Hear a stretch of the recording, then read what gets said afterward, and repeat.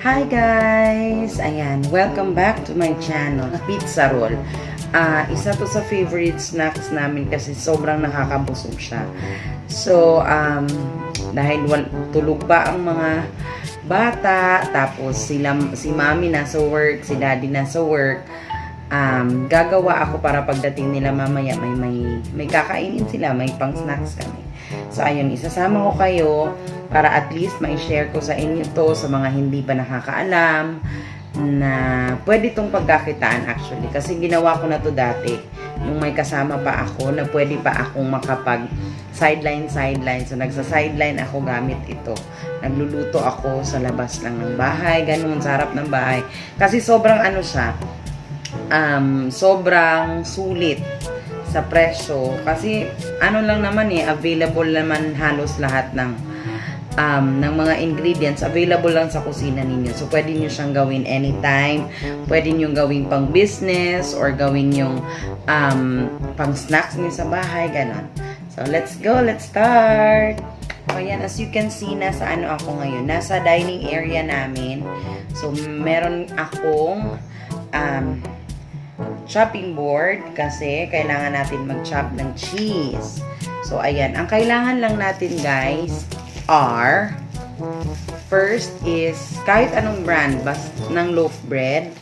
So, ganito siya. Ipa-flatten natin siya gagawin. Tapos, kailangan din natin ng cheese. Any brand ng cheese. Pero, loyal kami sa Eden cheese. Tapos, we also have breadcrumbs. Ayan.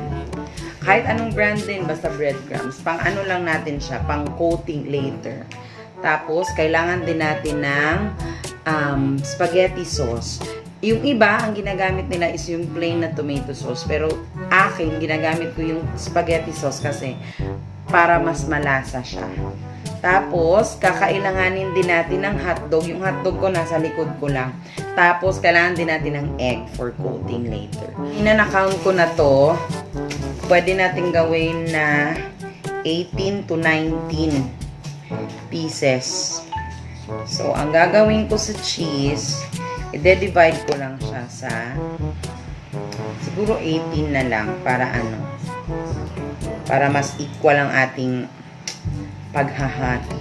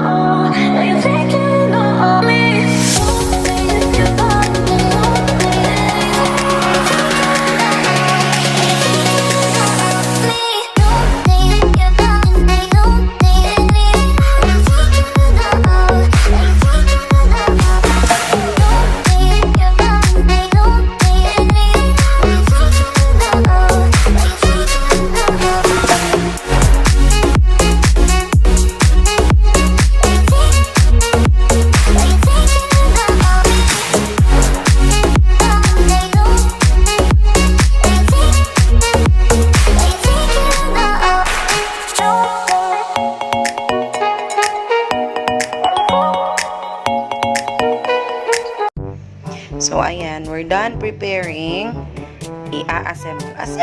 Assemble ba yung term? Basta ito, yung na-flatten natin na bread. Ayan, ganyan. Tapos, hotdog. Hinati lang natin siya sa gitna. Tapos, cheese. Tapos, ito yung breadcrumbs. And then, beaten egg. Yun na yun. Tapos, ito pala. Yung spaghetti sauce or you can use also tomato sauce. Ayan. So, gawin natin una is yung bread. Ganyan. Bread. Tapos, lalagyan natin siya ng spaghetti sauce. Ayan. Enough amount lang ng spaghetti sauce na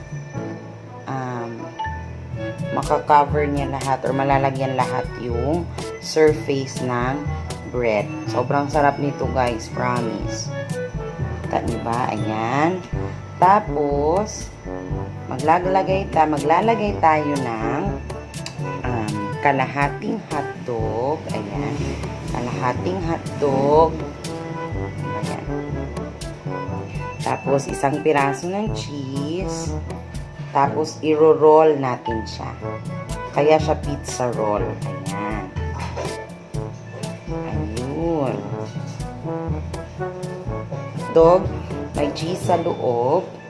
Tapos, ayan. So, etong na-roll na natin, lalagay natin siya sa egg. Ayan. I-coat natin siya sa egg. Tapos, lalagay din natin siya sa breadcrumbs. Ayan. So, ganito yung magiging itsura niya. Tapos, ready to fry na. Ganyan yung magiging itsura niya and ready to fry na yan. So, uulit-ulitin lang natin yung process na ginawa natin kanina hanggang sa maubos natin lahat. May extra egg pala ako dyan. Baka kulangin tayo.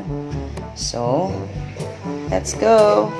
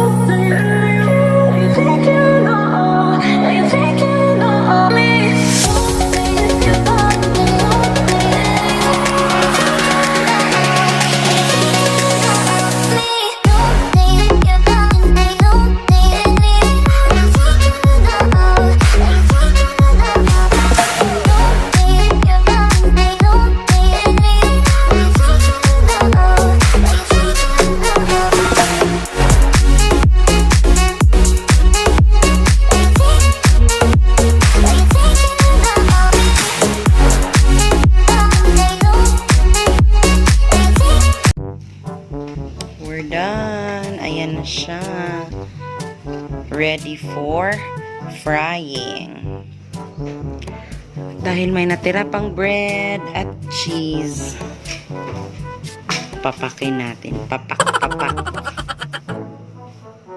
Yummers.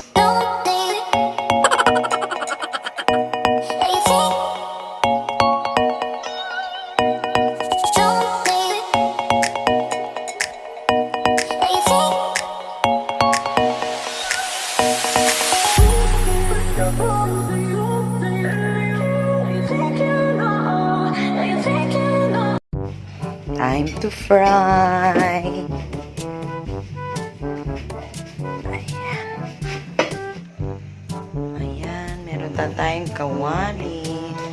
Papainitin na natin ng konti bago natin lagyan ng oil. And let's fry. Ayan, medyo mainit na ata yung ating oil. So, ilalagay na natin yung ating pizza roll. Yay!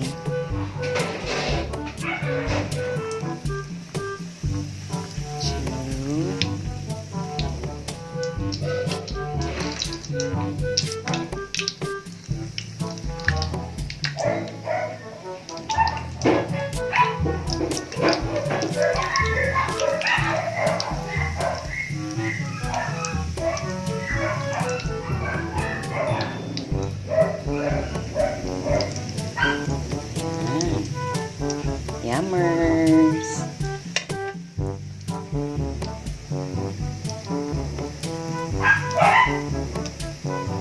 Ayan na siya, guys. Nabaliktad ko. Nakita nyo ba yung cheese niya, guys? Wait. Ayan, oh. Wow. Melted cheese. Yummers. Ayan, nakasalang na ang ating second batch. Second batch talaga. At eto na yung ating finished product, guys. Yummers. Etong isa talaga, oh. Lumabas na hindi na nakayanan ni cheese. Tsari. Lumabas na siya. Yummers. Yummers. Pakinggan nyo, guys. O, diba? Very crunchy ang labas niya. Very, very crunchy. And mag-slice tayo ng isa. Wait. Para kita nyo din yung loob. Ayan. Ayan yung loob niya, guys. Oh, ayan, umuusok-usok pa. Kita nyo? Hotdog, tapos yung cheese natin nag-melt. Yummers! Siyempre, mamaya na ako kakain. Sabay-sabay na kami. Ayan pa, oh.